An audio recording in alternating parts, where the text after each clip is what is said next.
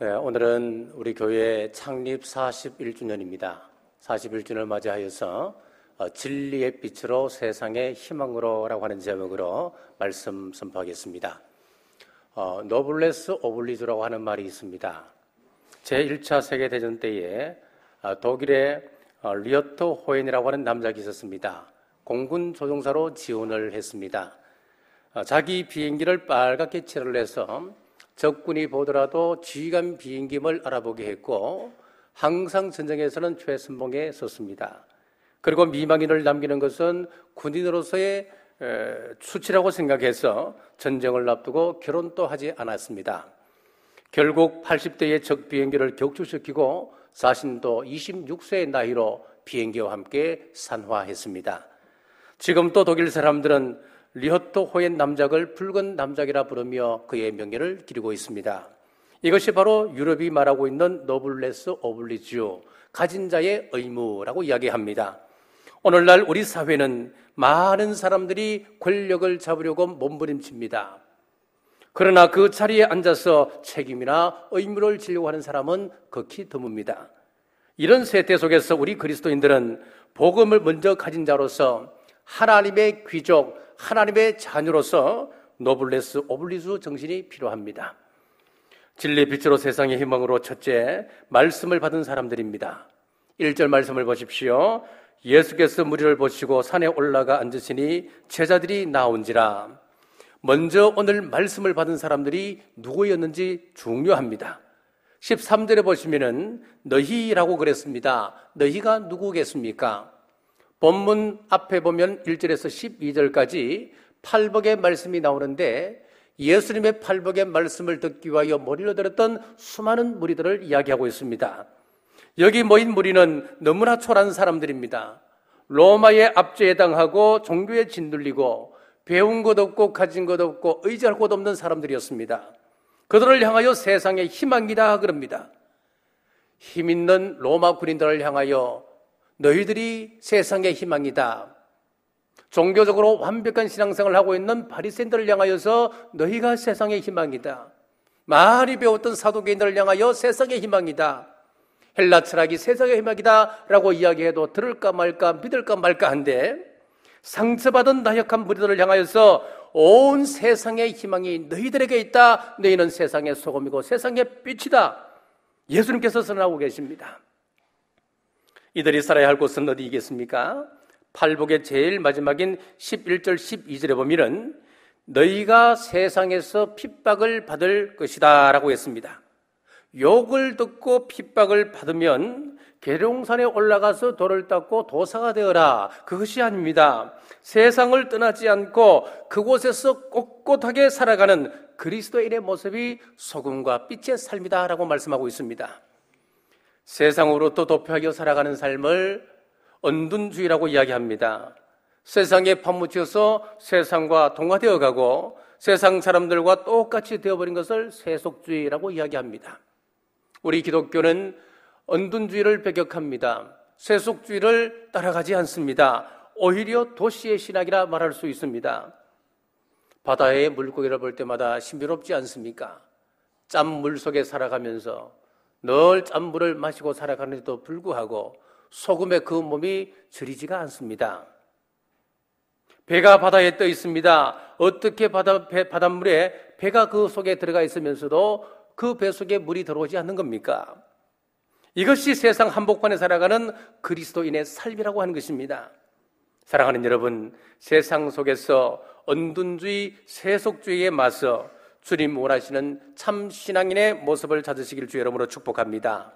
그리고 41주년을 맞은 우리 남부교회도 바로 이곳에서 영적인 엄녀인 종교다원주의와 신본주의에 대항하여 일어나고 있는 민주주의와 그리고 경건을 무디게 하는 세속주의를 거부하고 주님이 원하셨던 교회의 원령을 회복하시길 주의 이름으로 축복합니다.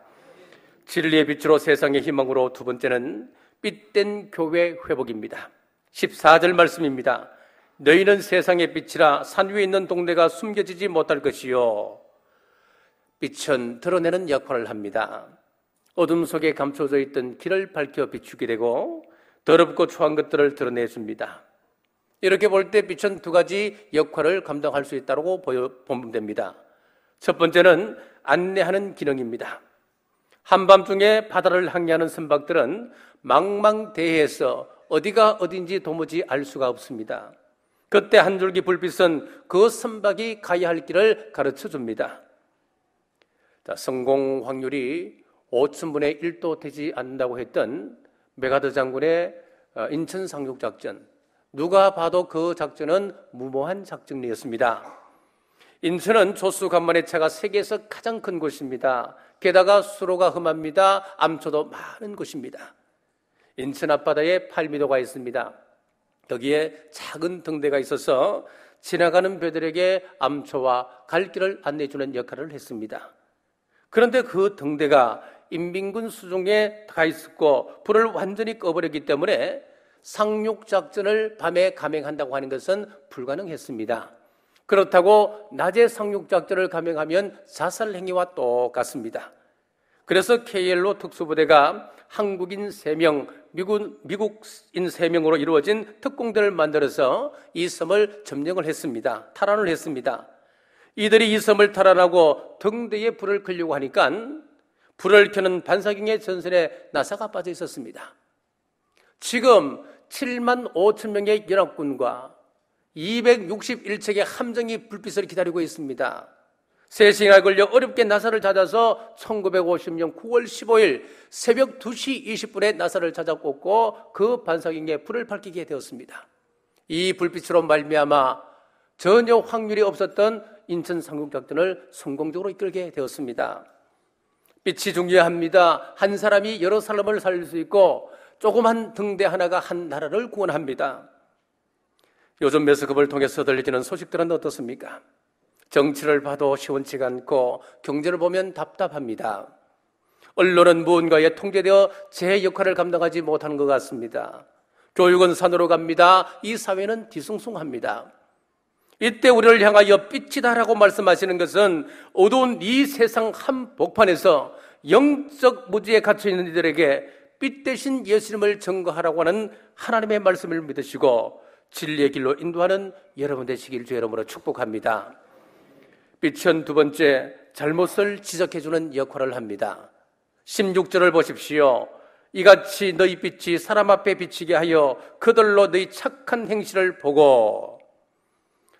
자, 우리 성도들이 하나님의 말씀을 따라서 모범을 보이고 바른 생활을 하게 되면은 우리의 착한 행실이 세상에 드러나게 되고 또 우리의 착한 행실을 보고 세상 사람들이 나도 저렇게 살아야 되겠구나, 저 사람은 저렇게 살았는데 나는 무엇인가 스스로 깨닫게 된다고 하는 것입니다. 미국의 조지 바나라고 하는 리서치 센터가 있습니다.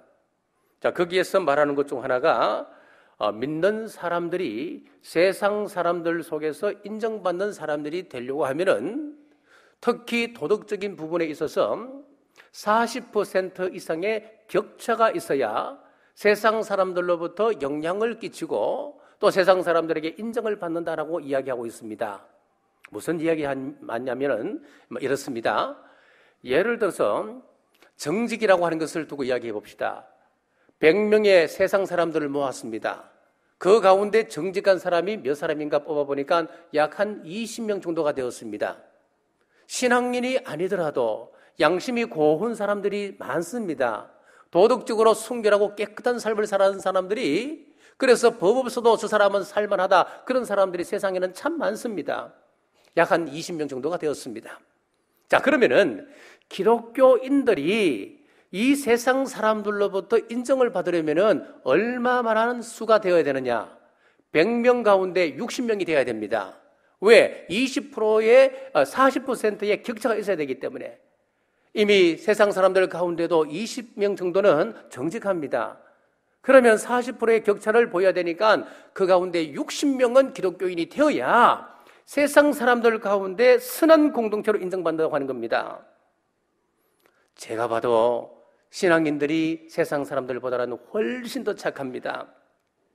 그러나 그 정도로는 안 됩니다. 우리를 바라보는 세상의 기대 수준이 높기 때문에 어둠을 밝히는 그런 작은 불빛 가지고는 안 된다는 거예요.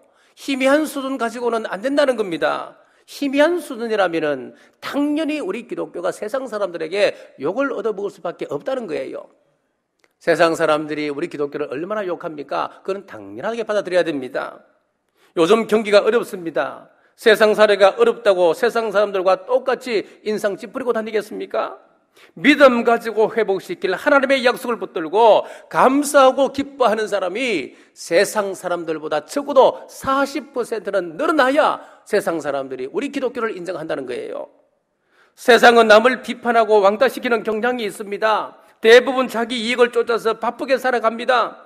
그때 그 사람의 긍정적인 면을 말하고 먼저 희생하고 내가 상대를 지지하고 격려하고 배려하는 그런 사람이 우리 교회로 치면은 400명 이상이 되어져야 세상에 영향력을 끼칠 수 있고 세상 사람들로부터 인정받는 교회가 될 수 있다고 하는 이야기입니다. 그런데 세상 사람들보다 성숙지도 못하고 도덕적 기준도 낮아서 세상이 자기 중심으로 움직여야 하고 배려하는 마음도 없고 자기 고집만 내세운다면은 세상 속에서 지탄받는 그런 공동체가 될 수밖에 없습니다.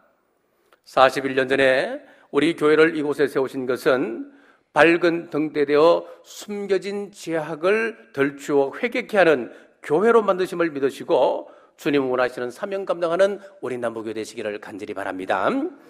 진리의 빛으로 세상의 희망으로 세 번째는 소금 같은 교회의 회복입니다. 13절 말씀입니다. 너희는 세상의 소금이니 소금이 만일 그 맛을 잃으면 무엇으로 짜게 하리요? 우리 그리스도인들을 세상에서 가장 귀한 보물인 다이아몬드나 황금으로 비유하지 아니하고 왜 소금이라고 말씀하고 있을까요?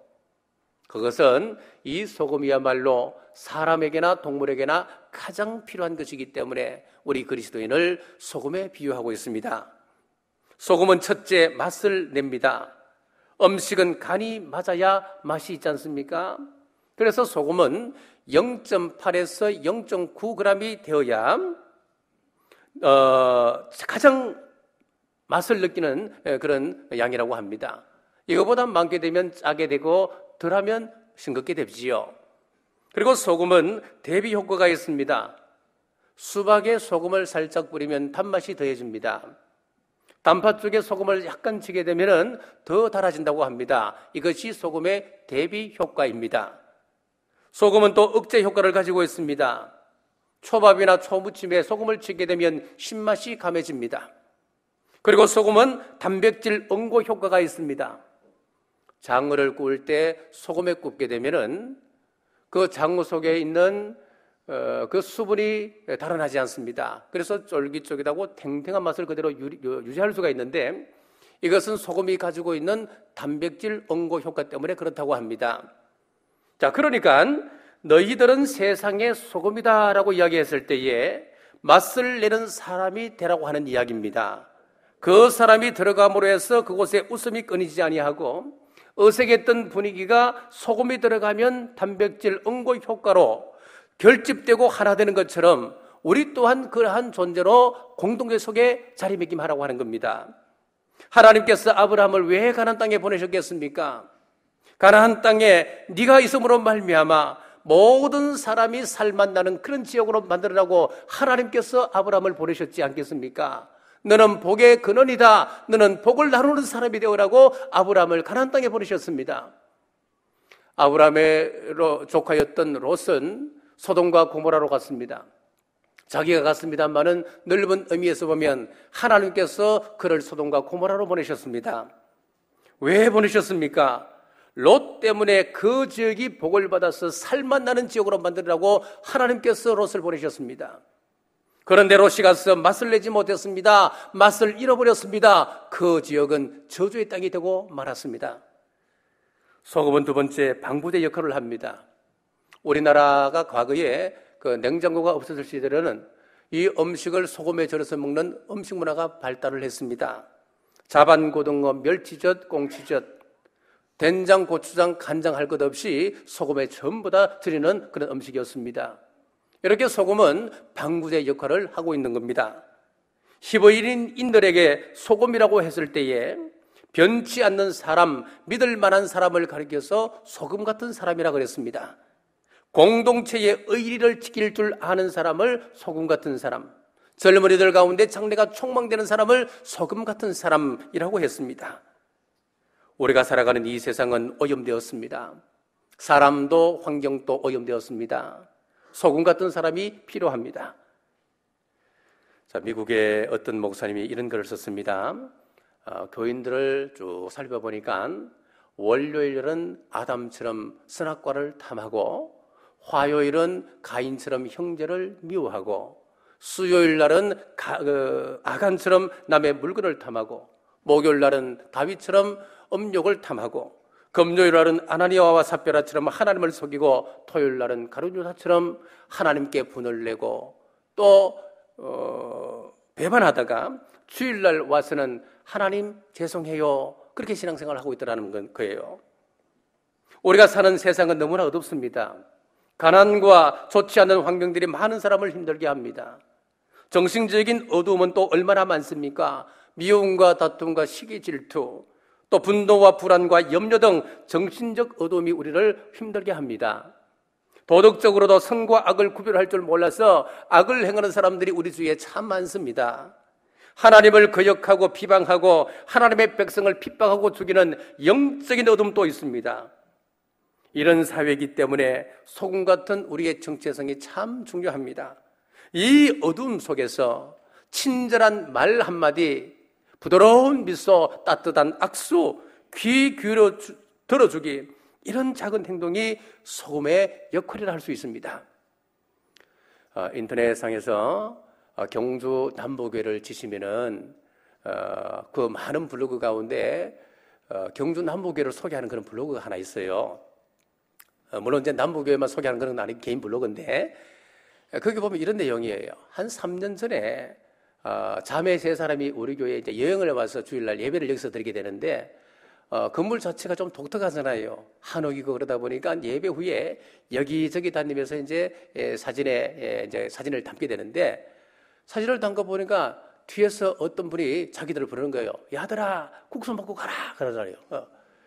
그러니까 이 사람들이 처음에는 아니 누군데 처음 보는 사람들 이 반말하냐고 기분이 좀 나빴대요. 그래서 그분한테 억지로 끌려가서 식당에서 이제 국수를 대접받고, 그분하고 이야기를 쭉 들어보니까 그 마음이 그렇게 따뜻하고 서로 이게 마음이 통하더라는 거예요. 그래서 그 블로그에 이렇게 남겼습니다. 참 따뜻한 교회, 다시 한번 찾아보고 싶은 교회. 그러면서 우리 교회에 대해서 그런 정결글을 남겼습니다. 여러분, 소금이라고 하는 것은, 소금된 삶이라고 하는 것은 거창한 데 있는 것 아닙니다. 여러분, 우리가 할 수 있는 작은 일부터 한번 시작해 보는 거예요. 우리의 작은 마음을 상대방에게 전하는 거예요. 어떤 교회에서 연초에 이런 앙케이트 조사를 했습니다. 당신은 이 한 해 동안 어떤 일을 하고 싶습니까? 라고 하는 질문에 어떤 분이 이렇게 답을 했습니다. 나는 한 해 동안 우리 동네 지나가는 아이들을 웃기겠습니다. 라고 썼습니다. 이거 쉬운 일이잖아요. 이거 돈 드는 일 아니잖아요. 이건 작은 것이지만은 우리의 따뜻한 마음을 전하는 것, 그것이 바로 소금의 역할이라고 하는 겁니다. 하나님께서 우리 교회를 이곳에 세운 것 거창한 일 하라고 세운 것도 아닙니다. 우리 교회가 있음으로 말미암아 우리 지역이 소망이 넘치고 웃음과 활기가 있는 밝은 지역 되게 하라는 작지만은 분명한 뜻이 있으심을 믿으시고 맛을 내는 소금 역할을 감당하는 우리 모두 되시길 주의 이름으로 축복합니다. 마지막으로 소금이 소금으로서의 역할을 하지 못하면 어떻게 될까요? 13절 말씀입니다. 너희는 세상의 소금이니 소금이 만들 그 맛을 잃으면 무엇으로 짜게 하리요? 후에는 아무 쓸데없어 다만 밖에 버려져 사람에게 밟힐 뿐이니라. 소금이 소금답지 못하면 밖에 버려져서 사람에게 밟힌다 그랬습니다. 교회가 교회답지 못하면 비참해집니다. 온갖 비난을 받게 됩니다. 일제시대 때와 근대화 시기에 한국 기독교의 활약은 대단했습니다. 기미 독립선언 33인 중에 16명이 우리 기독교인이었습니다. 독립 만세 운동으로 구속된 19,525명 가운데 3,426명이 기독교인이었습니다. 당시 기독교 인구가 얼마인 줄 아세요? 20에서 30만 밖에 되지 않았습니다. 당시 우리나라 인구가 2천만이었습니다. 그러면 비율로 따지면은 1에서 1.5%밖에 되지 않았습니다. 1에서 1.5%밖에 되지 않았던 그 기독교인들이 이 사회를 주도해 나갔습니다. 기독교는 짓눌렸던 어린아이들, 여성들, 소외계층들의 친구가 되었습니다. 병원을 세워서 백성의 아픔을 어루만지고 치료해 주었습니다. 세상에서 버림받았던 나병 환자들을 치료하고 그들에게 삶의 소망을 심어주었습니다. 학교를 세워서 무지한 백성들을 일깨웠습니다. 또한 온 나라를 병들게 했던 마약 퇴치 운동을 했고, 그리고 담배와 술을 근절하는 운동에 앞장서서 이 사회를 건강하게 이끌어갔습니다. 이외에도 빈빈 구제 운동 등 기독교는 이름 그대로 세상의 소금이었습니다. 요즘 이 시대는 어떻습니까? 과거 성도들의 그 삶은 전설 같은 이야기가 되어버렸습니다. 희생도 양보도 없습니다.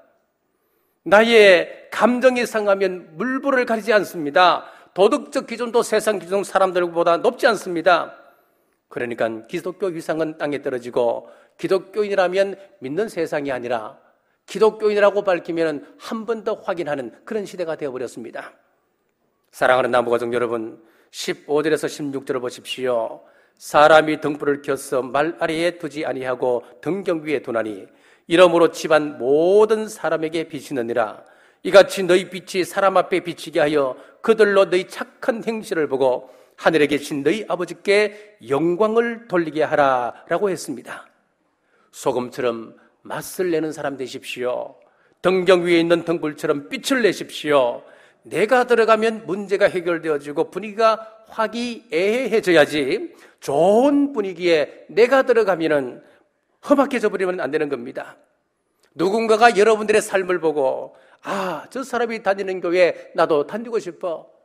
저 사람이 믿는 하나님 나도 알고 싶어. 예수님 믿고 싶어. 나도 신앙을 갖고 싶어. 여러분을 보고 누군가가 목마름을 느끼게 할지언정 그 사람이 교인이야? 그 사람이 교인이라면 나는 그런 교회 다니기 싫어. 차라리 지옥 가고 말지. 여러분 이런 삶을 사셨다면 돌이키십시오. 창세기에 나오는 요셉은 소금과 등불 같은 사람입니다. 오래전에 요셉이라고 하는 영화가 있었습니다. 그 영화 내용을 잠시 소개하겠습니다. 노예로 팔려갔던 요셉이 20대 중반 잘 성장하였습니다. 매력적인 청년이 되었습니다. 어느 날 아무도 없는 집안에서 주인의 아내가 유혹합니다. 요셉이 놀라서 자기의 웃옷을 벗어놓고 도망을 칩니다. 요셉이 도망가는 그 모습을 보면서 이 여자가 요셉의 옷을 움켜쥐고는 이를 부득부득 갑니다. 어디 두고 보자. 너는 끝장이야. 남편이 돌아오자마자 옷을 내놓으면서 거짓말을 합니다.